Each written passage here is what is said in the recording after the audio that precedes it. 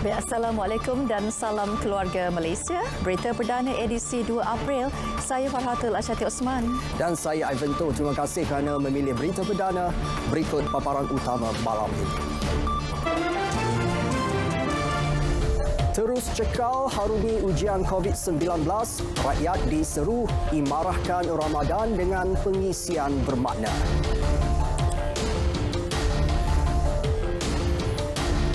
Kekuatan Ok Benteng diperkukuh, bendung gelombang kemasukan parti yang dijangka meningkat.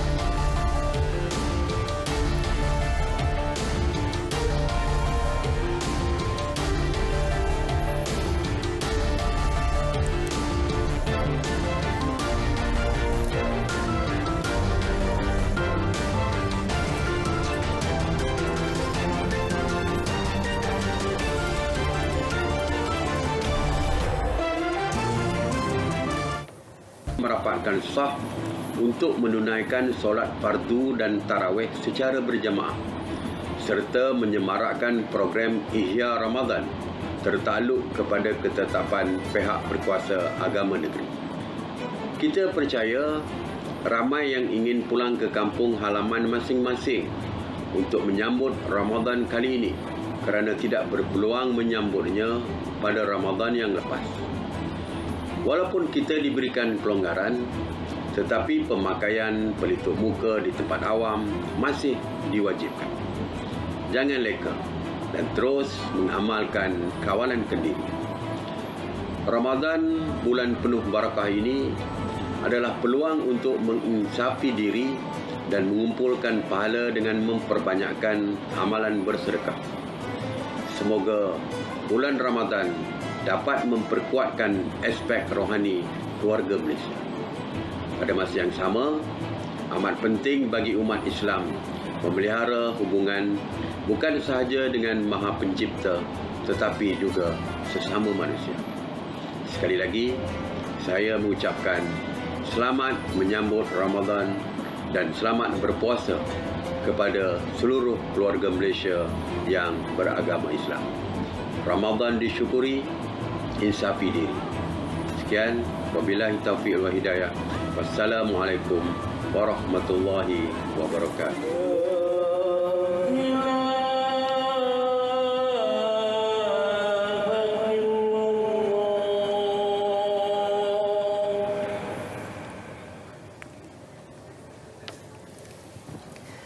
Sempena ketibaan Ramadan, Sri Paduka Baginda Yang di-Pertuan Agong Sultan Abdullah Riayatuddin Al-Mustafa Billah Shah dan Sri Paduka Baginda Raja Permaisuri Agong Tunku Azizah Aminah Maimunah Iskandariah menzahirkan ucapan selamat menyambut Ramadan Al-Mubarak dan selamat menunaikan ibadah puasa kepada seluruh umat Islam. Sri Paduka Baginda menyeru seluruh rakyat untuk mengawal keberkatan di bulan yang mulia ini untuk meneguhkan ketakwaan dalam diri dan menggandakan ibadah serta amalan. Masyarakat turut diseru untuk mengimarahkan bulan Ramadan dengan pengisian bermakna dan memperkukuh ukhuwah sesama insan selain menyambutnya dengan rasa insaf dan syukur atas ujian, rahmat serta nikmat yang telah dikurniakan. Meskipun negara telah memasuki fasa peralihan ke endemik, Baginda menasihati seluruh rakyat supaya tidak leka dan beristiqamah mengamalkan kawalan kendiri dalam mencegah penularan COVID-19. Masyarakat juga dinasihatkan supaya terus cekal mengharungi ujian penularan COVID-19 dan berdisiplin mematuhi SOP yang ditetapkan selain memastikan diri dan keluarga tersayang dilindungi dengan pengambilan dos vaksin penggalak COVID-19.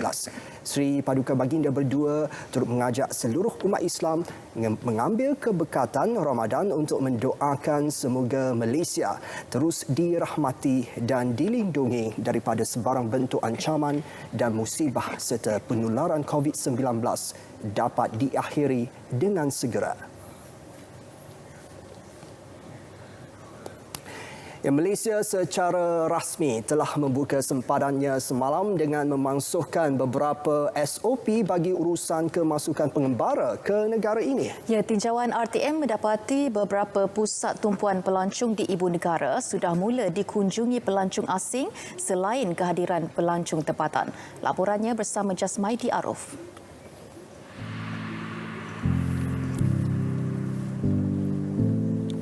Fasa peralihan endemik sudah bermula semalam. Antara kebenaran yang diumumkan kerajaan ialah pembukaan sempadan negara.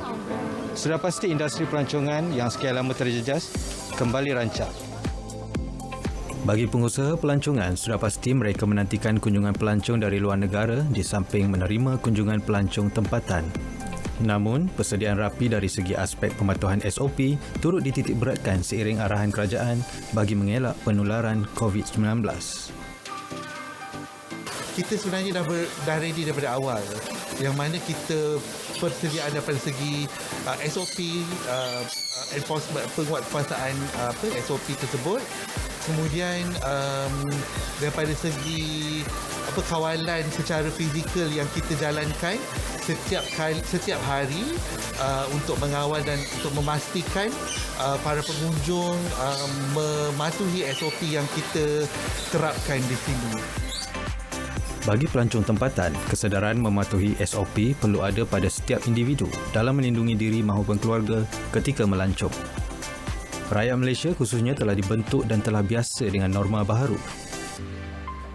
Kita pun dah hampir 2 tahun kan hidup dalam COVID ni, dan sampai sekarang pun ke mana-mana pun kita dalam keadaan yang kena sentiasa jaga sosial, penjarakan sosial, kat mana-mana kena pakai mask. Jadi benda tu dah jadi satu budaya dekat Malaysia ni.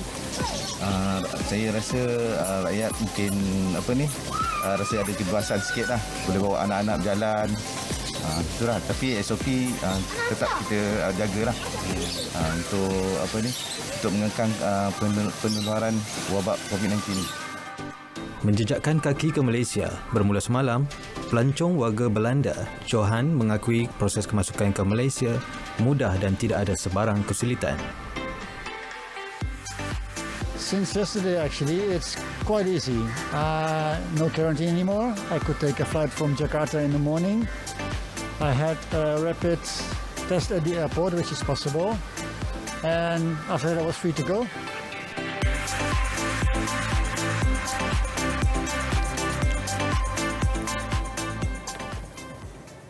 Susulan pembukaan sempadan negara kemasukan pendatang tanpa izin ke negara ini melalui jalan tikus dijangka meningkat. Sehubungan itu, kekuatan Ok Benteng akan ditingkatkan dengan menambah jumlah anggota Angkatan Tentera Malaysia ATM sekiranya terdapat keperluan.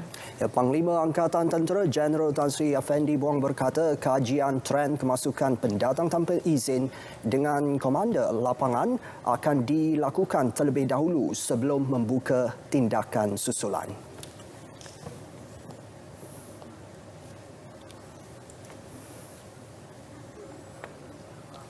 Ini kita memang dah jangka. Oleh yang demikian, apa yang berlaku sekarang ini dari pihak tentera, pengawalan sempadan kita perketatkan, ya. Melihat akan potensi-potensi akan mereka akan masuk. Buat masa ni kita telah pun Ok Benteng masih lagi berjalan, dan peningkatan ini telah pun kita beritahu dekat unit-unit yang membuat pengawalan ini untuk memperketatkan lagi mereka. Beliau berkata demikian pada sidang media Majlis Pembarisan Tahunan Putera Maktab Tentera Diraja di Kamp Perdana Sungai Besi.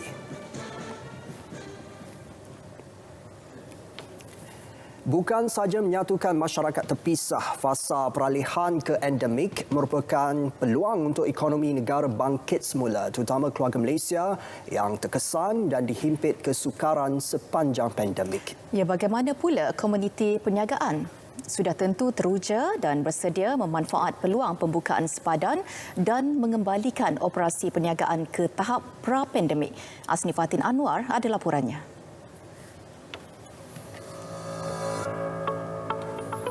Pembukaan semula pintu sempadan bukan sahaja menyatukan semula mereka yang lama terpisah, malah membolehkan rakyat menjalani kehidupan seharian dengan lebih bebas dan merancangkan semula aktiviti perniagaan tanpa sekatan. Perusahaan mikro, kecil dan sederhana PMKS yang merangkumi lebih 97% daripada perniagaan di Malaysia optimis pembukaan sempadan antarabangsa dan fasa peralihan ke endemik akan mempercepat pemulihan sektor berkenaan. Pembukaan sempadan ini insya-Allah akan menaikkan lagi imej perniagaan serta import dan ekspor ke luar negara, terutama sekali usahawan yang telah berjaya ke peringkat internasional. Ini akan memperkuatkan dan mempertahankan perjalanan sesebuah syarikat ataupun sebuah perniagaan bagi memperkuatkan diri dan juga memperkuatkan ekonomi. Walaupun kita masih lagi di dalam keadaan COVID-19 dan ini akan membantu negara untuk berkembang maju. Aktiviti perdagangan dan pelaburan negara yang lebih rancak akan menjadi pemangkin dan meletakkan negara di landasan ekonomi lebih baik seperti diunjurkan kerajaan antara 5.5 dan 6.5% tahun ini. Jadi peralihan ini memang boleh memastikan negara menikmati pertumbuhan ekonomi yang lebih baik kerana sebelum ini kita tahu sesetengah sektor ekonomi tidak dapat beroperasi sepenuhnya. Contohnya adalah sektor pelancongan dan sektor penerbangan. Dengan pembukaan sempadan ini, ekonomi kita akan makin semula insya-Allah, ya, kita mewujudkan lebih banyak peluang pekerjaan dan meningkatkan pendapatan semua. Dengan dasar-dasar positif kerajaan, saya yakin kita akan bangkit semula lebih gagah dan lebih berdaya saing berbanding dahulu insya-Allah. Dalam kegairahan merancangkan semula ekonomi dan juga memastikan pertumbuhan lebih baik dapat dicapai tahun ini, pematuhan SOP dan juga komitmen tinggi semua pihak amat diperlukan untuk memastikan peralihan ke fasa seterusnya berjalan lancar dan selamat. Asnifatin Anwar, Berita RTM.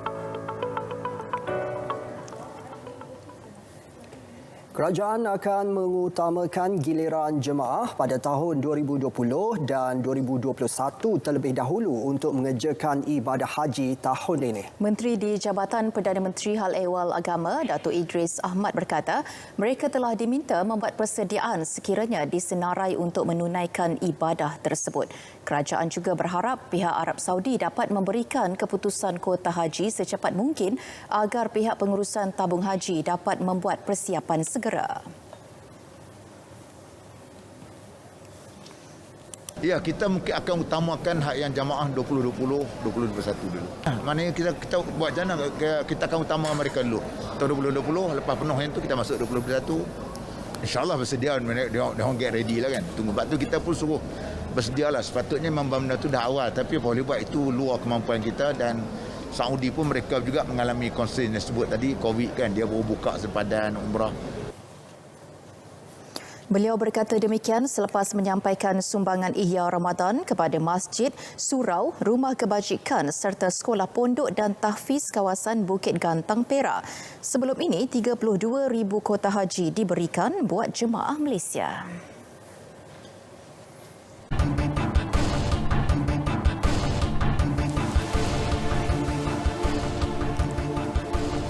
Memorandum Persefahaman MOU bagi pengambilan dan pelindungan perkhidmat domestik Indonesia PDI di negara ini yang ditandatangani Malaysia dan Indonesia semalam menjadi detik yang penting. Ia disifatkan sebagai komitmen berterusan untuk memberi manfaat besar serta berpanjangan kepada kedua-dua buah negara. Laporannya bersama Mohan Cinasami di Jakarta, Indonesia.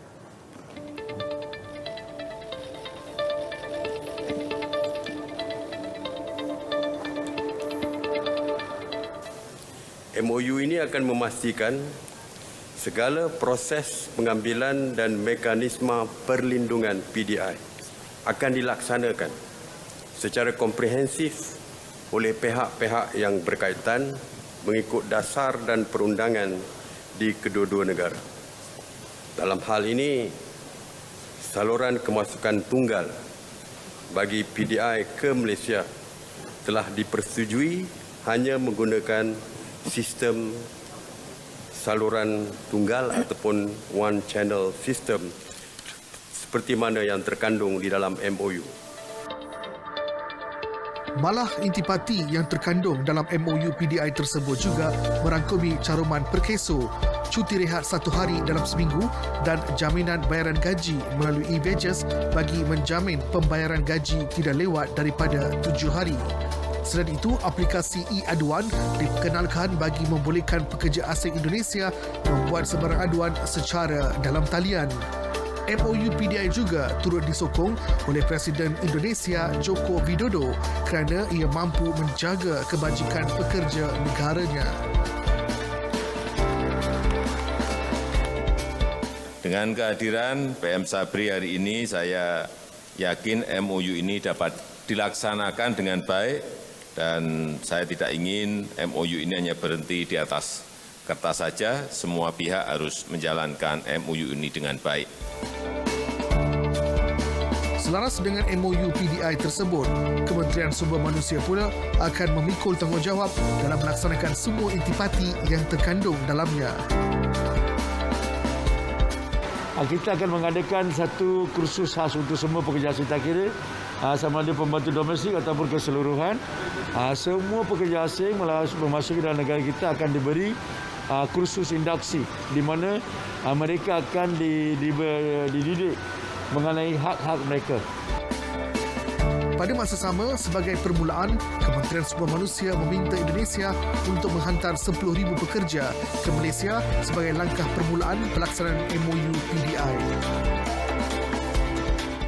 Walaupun ini adalah lawatan kerja yang singkat oleh Perdana Menteri Malaysia ke Indonesia, MOU PDI yang telah ditandatangani oleh kedua-dua negara semalam memberikan impak positif dalam hubungan antara Malaysia dan Indonesia. Untuk pengetahuan anda, MOU PDI ini memberikan kelebihan kepada kedua-dua negara.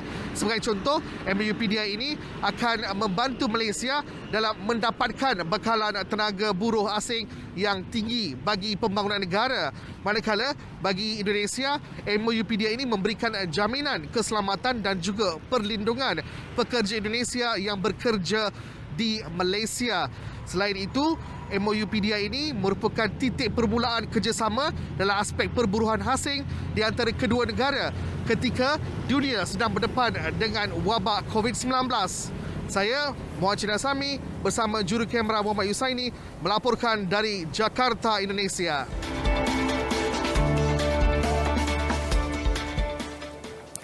Fasa peralihan ke endemik dan pembukaan semula sempadan negara semalam menghidupkan kembali momentum perkembangan sektor peruncitan. Ketua Pegawai Eksekutif Perbadanan Nasional PNS Muhammad Hilaluddin Abdul Syukur berkata ia memberi ruang kepada pihak terlibat dengan membangkitkan semula perniagaannya, seterusnya terus menyumbang pertumbuhan ekonomi negara.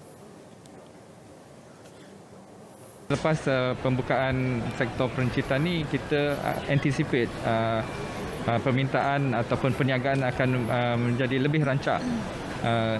Kalau kita lihat sebelum ini, since January this year, kita dah nampak ada peningkatan.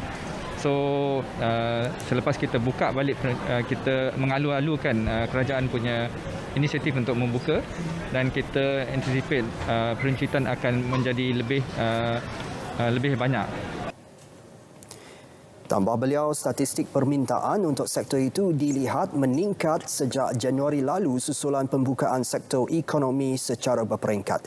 Pertumbuhan positif itu memberi keyakinan kepada usahawan tempatan untuk komited melaksanakan perniagaan mereka. Beliau berkata demikian selepas menghadiri majlis pembukaan premis Perdana Cagi di Pavilion Ibu Negara.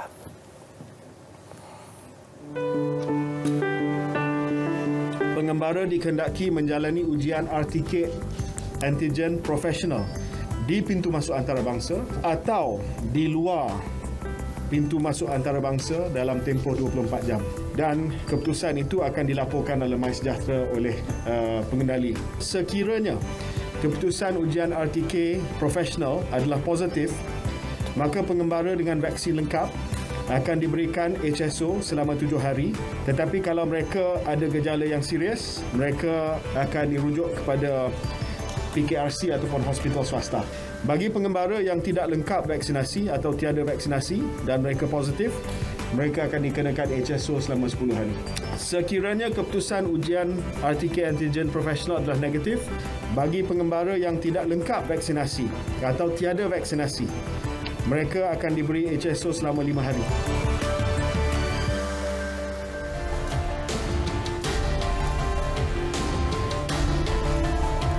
Usaha mengatasi pembaziran lebihan juadah di premis makanan semasa Ramadan, Kementerian Perdagangan Dalam Negeri dan Hak Ehwal Pengguna bercadang memperkenalkan penggunaan mesin retort ke seluruh negara. Ia merupakan alat bagi meningkatkan jangka hayat lebihan makanan yang masih baik dan belum disentuh secara kedap udara. Ketika ini, hanya 4 negeri telah menggunakan teknologi tersebut, iaitu Perlis, Terengganu, Johor dan Kuala Lumpur. Mesin retort yang dianggarkan bernilai RM38,000 itu digunakan di bawah inisiatif program Food Bank. Pada tahun lepas, lebihan juadah tersebut dianggarkan sebanyak 17 tan sehari di seluruh negara. Tapi makanan yang kadang-kadang hidang banyak, tiba-tiba tak disentuh, dulu dia buang. Hari ini kita ada mesin retort diberi mula sumbangan daripada KPHGP untuk proses makanan tersebut dan dibuat di-seal semua sekali. Makanan ini dikatakan tahan 2 tahun. Dan boleh berhubung dengan KPHGP untuk berurusan. Beliau berkata demikian selepas meninjau program jualan keluarga Malaysia di perkarangan Masjid Kampung Telaga, Hulu, Terengganu. Syahadah merupakan antara program yang dinanti-nantikan penonton setia RTM setiap kali tibanya Ramadan. Walaupun tidak lagi menghidangkan pengisian dari luar negara seperti kelaziman setiap kali penerbitannya sejak tahun 2005, namun Syahadah dengan tema Hijrah tahun ini mempunyai keistimewaan tersendiri dengan paparan yang lebih segar. Jasmaidi Aruf ada butirannya.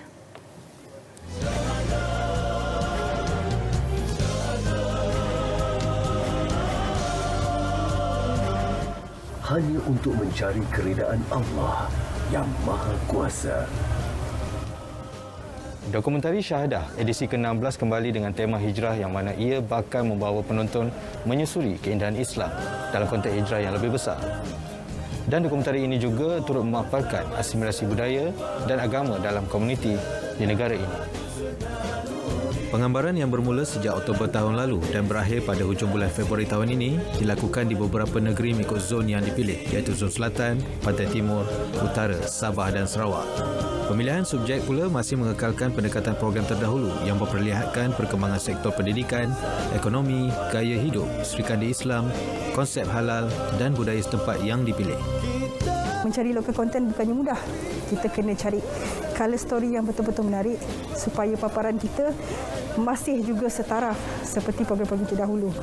Itu adalah antara cabaran yang paling sukar yang terpaksa kita semua lalui sebagai satu tim, iaitu duduk balik dan susun kita punya perjalanan program supaya kita dapat berikan episod baharu kepada penonton untuk Syahadah tahun ini.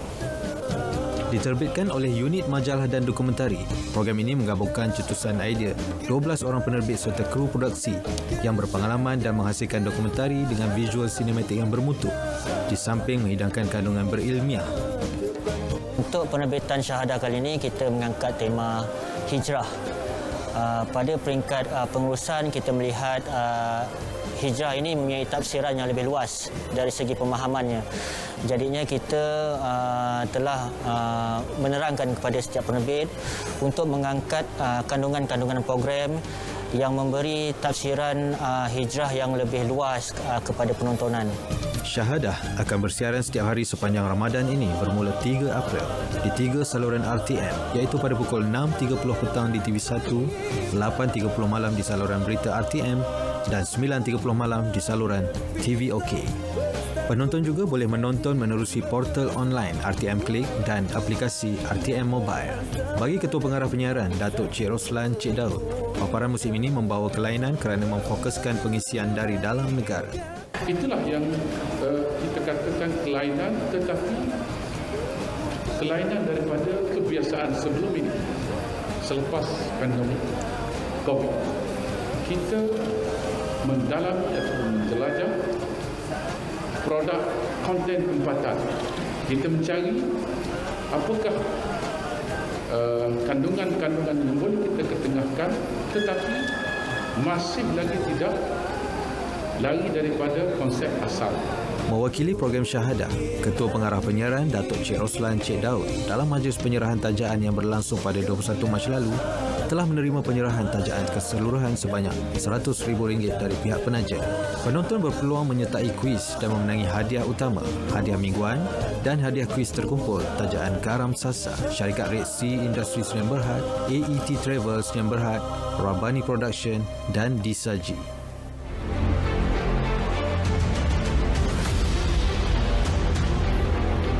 Nantikan Syahadah Hijrah Ramadan ini. Selamat menyambut Ramadan dan selamat berpuasa.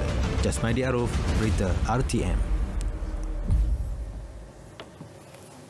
Ya, selain Syahadah, RTM juga menyajikan pengisian program menarik menerusi siaran TV dan radio dalam usaha menyokong terbitan kandungan tempatan berkualiti tinggi. Ia termasuk program bagi sepanjang Ramadan dan Syawal nanti. Ya, untuk Ramadan kali ini, lebih 60% program baharu bakal disiarkan menerusi TV dan radio. Kita secara beratanya kita mempunyai lebih daripada 60% program-program baharu untuk disiarkan di saluran kita. Program-program hiburan yang berusulkan kerohanian juga kita sediakan, yang mana kita menjemput artis-artis terkemuka untuk program konsert minggu ini sepanjang bulan Ramadan dan juga Hari Raya. Jomlah kita ronda-ronda Ramadan. Tambah beliau, kerjasama antara bahagian program TV dan radio turut direalisasikan menerusi program Ronda-Ronda Ramadan. Sementara itu, pengarah bahagian program radio Nur Ain Bakir berkata, 34 stesen radio RTM turut menerbitkan program radio di lokasi serta 100 terbitan program istimewa untuk siaran. Keluarga Malaysia RTM 76 yang mana merangkumi 3 program jelajah, iaitu Jelajah Ramadan yang telah pun mencapai usia 10 tahun pada tahun ini, jadi sedekat Jelajah Ramadan, dan pada bulan Syawal nanti kita akan anjurkan pula Jelajah Raikan Syawal, dan pada bulan 6 pula kita akan jelajah Prihatin, Jelajah Kami Prihatin. Jadi itu program yang pertama, penerbitan radio di lokasi, ya. Dan yang keduanya ialah penerbitan in-house yang mana lebih 100 program istimewa diterbitkan oleh 34 stesen radio yang merangkumi pelbagai genre penerbitan. Beliau berkata program Jelajah Keluarga Malaysia turut menyantuni veteran RTM. Program dilaksana sehingga Jun menerusi 3 program, iaitu Jelajah Ramadan, Jelajah Raikan Syawal dan Jelajah Kami Prihatin. Ia dilaksana menerusi kerjasama RTM dengan rakan strategiknya.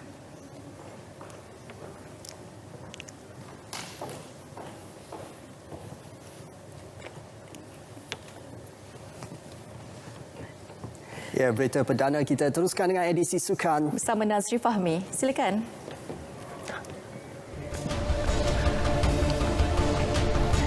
Pasukan negara atasi Kemboja di Bangkok.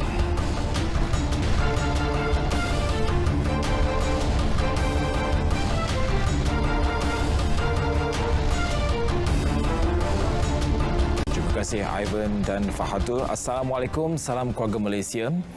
Edisi sukan kita mulakan dengan kejuaraan futsal AFF 2022. Skuad negara terpaksa berhampas pulas sebelum berjaya menundukkan Kemboja dengan keputusan 7-6 pada aksi pembukaan tirai yang berlangsung di Bangkok, Thailand. Pada pertemuan itu menyaksikan pasukan negara dan Kemboja masing-masing saling memberikan saingan. Kapten pasukan Khairul Effendi Bahrain dan Abu Hanifah Hassan masing-masing berjaya menyumbang 2 gol. Manakala Saiful Nizam Muhammad Ali menyumbangkan 1 gol serta 2 jaringan hasil daripada kesilapan pemain skuad Kemboja yang memberi kelebihan buat pasukan negara. Dalam pada itu, juruhati kebangsaan Chiu Chun Yong berkata terdapat ruang penambahbaikan yang boleh dibuat oleh skuad kendalanya khususnya dalam corak permainan.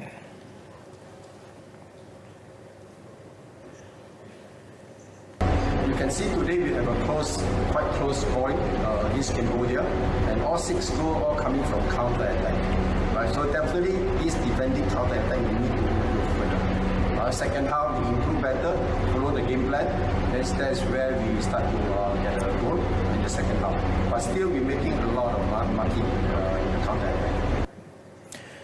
Selepas ini, pasukan negara akan bertemu Indonesia pada Isnin, diikuti Brunei 5 hari bulan dan Thailand pada hari berikutnya. Jepun bakal menjadi pencabar utama bagi pasukan negara. Itu pandangan bekas jago badminton negara Roslin Hashim mengenai aksi kumpulan Piala Thomas yang melibatkan Malaysia bermula 8 Mei ini. Menurut Roslin, mengikut prestasi semasa skuad lelaki negara seharusnya tidak berdepan masalah berdepan 2 lagi pasukan dalam kumpulan D, iaitu England dan New Zealand. Namun dalam masa sama, Roslin menasihatkan agar barisan pemain negara tidak terlalu yakin kerana kedua-dua negara itu mampu melakar kejutan. Dengan England tu, dengan New Zealand, saya rasa tak ada masalah sangat. Cuma Jepun lah kemungkinan untuk menentukan tempat pertama, tempat kedua grouping untuk Thomas Cup. Mungkin dengan Jepun tu agak tough. Bagi kejohanan tahun lalu, Malaysia tewas 1-4 kepada Jepun dalam aksi kumpulan. Perjalanan Malaysia kemudian berakhir di peringkat suku akhir selepas tewas 0-3 kepada Indonesia yang muncul juara edisi ke-32 itu.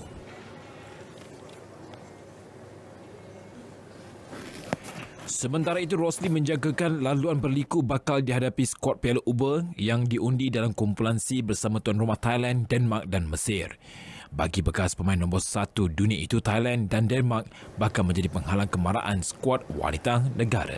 Dengan Thailand, kita tahu perempuan dia memang kuat, dan Denmark juga pun mungkin kita boleh bagi saingan lah. Dan mungkin kita boleh curi dekat situ. Kalau dengan Thailand agak susah, tapi dengan Denmark chances untuk menang tu ada. Cuma yalah, terpulang kepada pemain lah. Tambahnya, apa yang penting barisan pemain yang diturunkan perlu mempamerkan aksi sebaik mungkin untuk memberikan saingan. Dalam perkembangan yang sama, legenda badminton negara Datuk Lee Chong Wei berpandangan Malaysia tiada alasan untuk gagal melangkah ke suku akhir Piala Thomas. Ini selepas undian semalam menyaksikan Malaysia berpeluang cerah untuk mara dengan hanya bakal menghadapi laluan sukar berdepan Jepun dalam kumpulan D.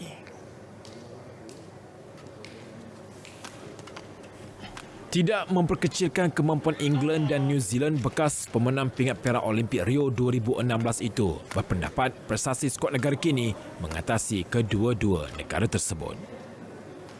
And we hope so I can get a top in the group, and we can meet out in a crossover and the second the group. And we hope so the player now we know. And kita akan jumpa siapa. I think all the players sudah tahu nimli siapa yang pergi Thomas Cup. We can start now and prepare for this year for the Thomas Cup. And kita boleh tengok, untuk saya tengok ini is a senior. This year is have the good chance for the Thomas Cup for the Malaysia. Yep. Sementara itu, Datuk Lee Chong Wei berharap skuad Piala Uber tidak gentar meskipun berada dalam kumpulan sukar bersama Thailand, Denmark dan Mesir. I think Uber Cup also had a good experience. We want to see he had to get the Uber Cup. I think it's very tough. Seriously, we family speaking ini. And saya harap dia akan buat yang terbaik untuk Uber Cup tahun ini lah. Yeah. Kejohanan Piala Thomas bakal membuka tirai pada 8 hingga 15 Mei depan. Transformasi berterusan dilaksana RTM untuk memastikan saluran kekal relevan di pelbagai peringkat usia. Di Pulau Pinang, usaha tersebut diperkasa Mutiara FM dengan memberi tumpuan kepada golongan remaja yang ingin mencuburi bidang sukan elektronik. Segmen e-sport Central 360 bakal menjadi tarikan baru yang diketengahkan. Wartawan Zatul Ikma Muhammad Noor ada perinciannya. Pengarah RTM Negeri Nur Fazilah Hashim berkata, segmen e-sport Central 360 yang dilancarkan awal Januari lalu menggunakan platform Facebook yang dekat dengan golongan remaja sebagai medium siaran. Dan untuk media sosial sendiri, kita pelbagaikan teknik melalui teknologi untuk menghasilkan program-program yang menarik untuk ditonton dan didengar. Di samping kita juga sekarang mengenengahkan dan beri tumpuan kepada media-media sosial kerana media-media sosial inilah saluran yang paling dekat dengan generasi muda. Selain berkongsi pengalaman mengenai strategi permainan, penonton turut diberi tunjuk ajar berhubung kaedah menjana pendapatan menerusi bidang itu. Segmen yang mendapat sokongan e-sport Pulau Pinang ini turut menggunakan kaedah penyampaian yang lebih santai dan terbuka.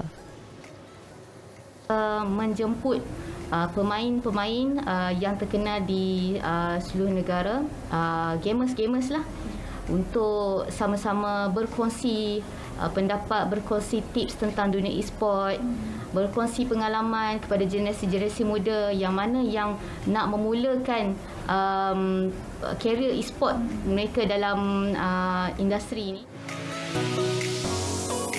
Jadi kami ambil pendekatan untuk memperkenalkan secara lebih mendalam apa itu e-sport, apa permainan ataupun apa game yang ditawarkan di e-sport dan bagaimana nak bermain, bagaimana nak membuat income dan bagaimana untuk lebih jadi pro player dalam e-sport itu sendiri. Lebih menarik, ada remaja yang telah mula menceburkan diri dalam sukan ini setelah mengikuti segmen tersebut. Saya memang tengok segmen e-sport ni. Dulu saya main saja je, tapi lepas saya tengok, saya join live streaming, join tournament apa semua tu, saya rasa lebih bersemangat dan saya juga tengok sharing-sharing daripada gamers yang berjaya lah daripada segmen e-sport tu sendiri. Sebab dia punya DJ pun gunakan dialek Penang, so dia tak boring lah macam sembang dengan kawan-kawan. Dari itu sebab dia dekat dia orang ada Facebook untuk e-sport punya, so macam saya kaki gaming ni senang dapat info-info lah daripada Facebook tu. Alright geng, jom kita sim di Facebook Mutiara FM untuk e-sport Central 360. Memenuhi tuntutan hobi dan dalam masa sama mampu membina peluang kerjaya.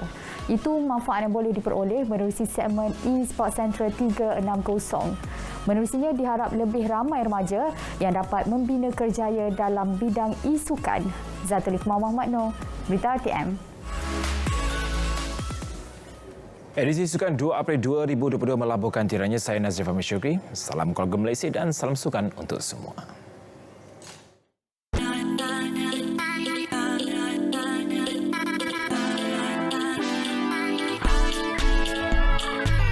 Hampir 8 dekad merintis industri penyiaran tanah air dan menerajui penyaluran maklumat paling sahih dan berwibawa. Bersama anda di mana jua sepanjang masa.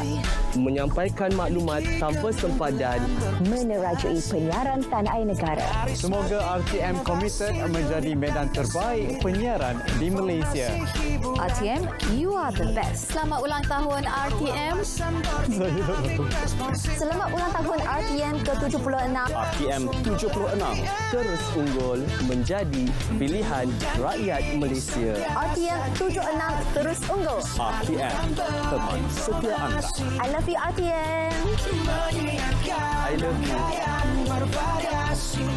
RTM untuk semua.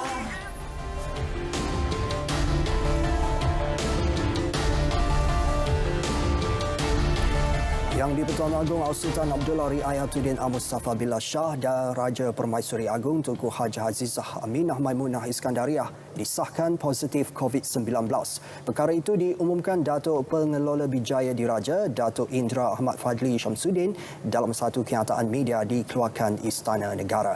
Baginda berdua ketika ini berkenan menjalani kuarantin kendiri di Istana Negara sehingga 7 dan 8 April serta berkenan menjalani kuarantin kendiri selaras dengan protokol dan SOP ditetapkan Kementerian Kesihatan. Bagaimanapun baginda berdua dimaklumkan hanya mengalami gejala ringan dan berada dalam keadaan kesihatan yang baik serta tidak membimbangkan.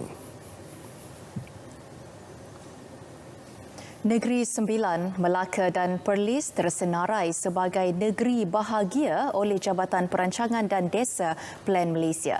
3 negeri itu termasuk kesemua daerahnya mendapat skor melebihi 80% dalam Indeks Kebahagiaan 2021 bagi bandar di Malaysia. Aspek diambil kira berkaitan tahap dan kualiti perkhidmatan PBT seperti penjagaan kebersihan persekitaran, pengurusan pepejal dan kutipan sampah. Di Negeri Sembilan, 7 daerah yang mempunyai 1.2 juta penduduk mencatat skor penuh. Jelas Setiausaha Kerajaan Negeri Sembilan, Datuk Dr. Razali Abdul Malik, pembangunan setiap bandar di negeri itu berdasarkan kekuatan dan keupayaan masing-masing berpaksikan 3 teras pembangunan menerusi Rancangan Struktur Negeri Sembilan 2045.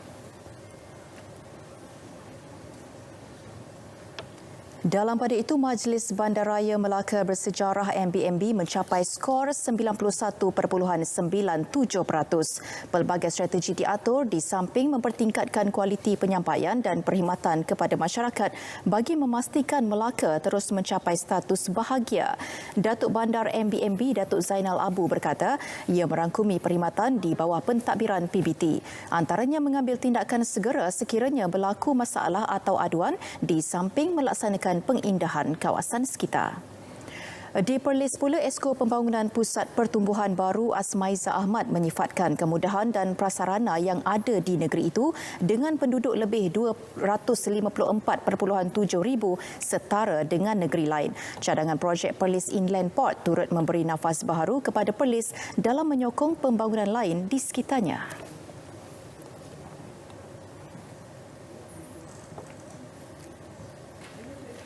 Baik, Kemensah Selangor bukan sahaja terkenal dengan aktiviti rekreasi termasuk mendaki, dan bagi yang gemarkan aktiviti lasak seperti ATV dan lumba motocross, di sinilah lokasi tepat buat anda. Ya, ronda-ronda keluarga Malaysia mendekati pengalaman menarik selain menghayati keindahan alam semula jadi di sana. Audi Muhammad Nur ada laporannya.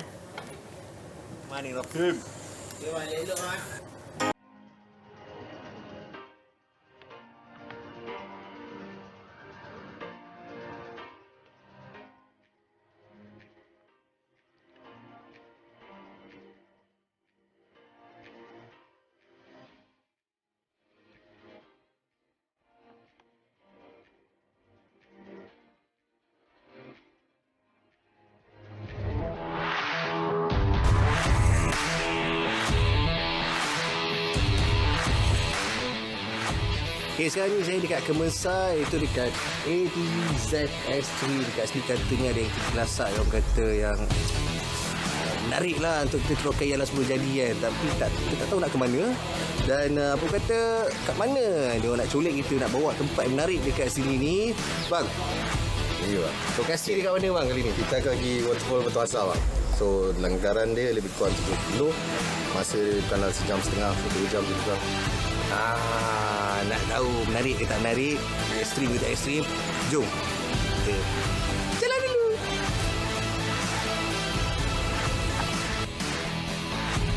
Penerokaan alam semula jadi bermula dengan taklimat mengenai selok belok laluan ATV termasuk memastikan keselamatan dipatuhi.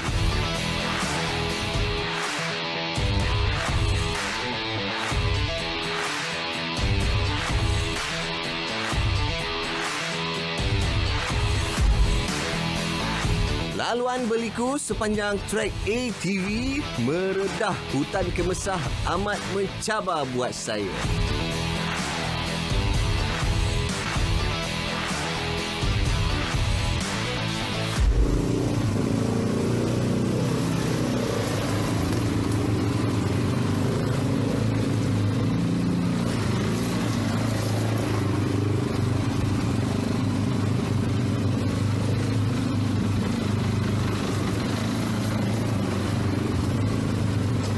saya dah sampai dekat checkpoint air terjun Sungai Batu Asah bang Waterfall Batu Asah.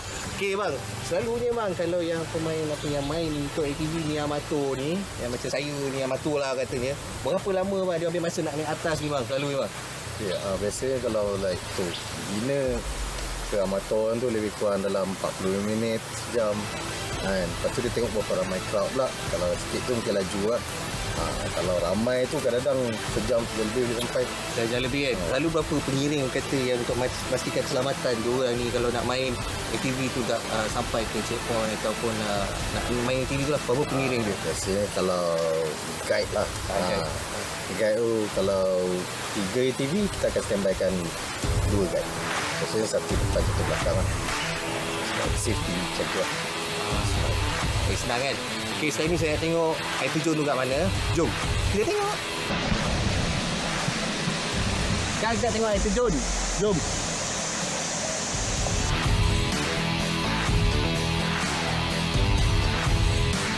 Minggu depan, Ronda-Ronda Keluarga Malaysia akan kongsikan anda satu lagi destinasi menarik untuk anda semua.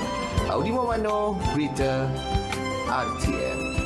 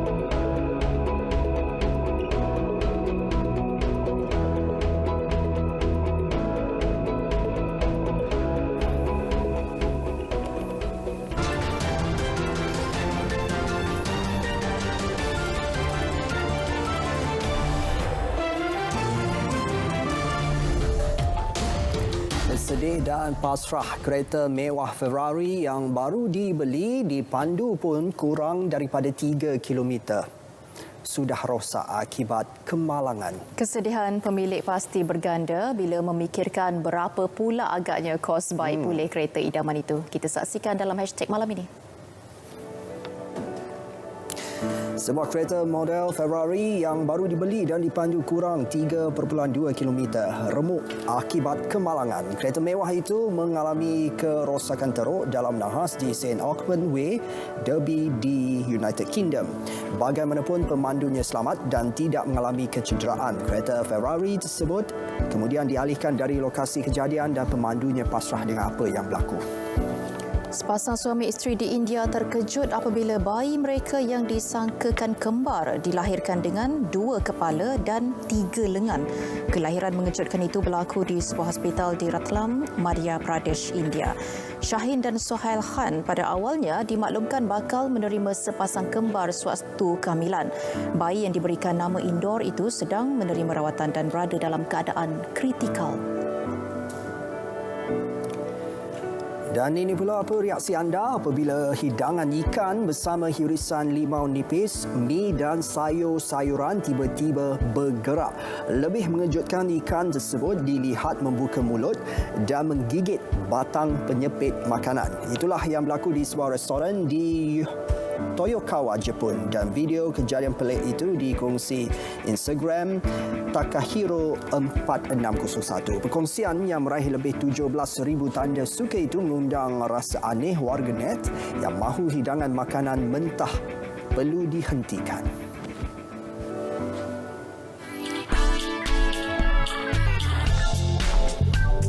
Peranan dan fungsi RTM sejak ditubuhkan pada 1 April 1946 amatlah penting dan signifikan kepada pembentukan masyarakat Malaysia. Ianya selari bagi menanam kecintaan dan menjadi acuan kepada keharmonian kaum dan membina negara. Kini, 76 tahun telah menabur bakti dan jasa dengan penyebaran maklumat dan dasar-dasar kerajaan. Saya berharap RTM akan terus maju dan bersaing sebagai badan penyiaran awam negara dan melaksanakan pelbagai perubahan melalui rancangan dan penyebaran maklumat yang sahih dan tepat pada rakyat. Selamat menyambut Hari RTM ke-76 pada warga kerja Jabatan Penyiaran Malaysia. RTM untuk semua. Baik, berita perdana 2 April berakhir di sini. Teruskan amal kawalan Kediri walaupun negara dalam fasa peralihan endemik. Dengan itu, Assalamualaikum. Salam keluarga Malaysia dan selamat menunaikan ibadah puasa.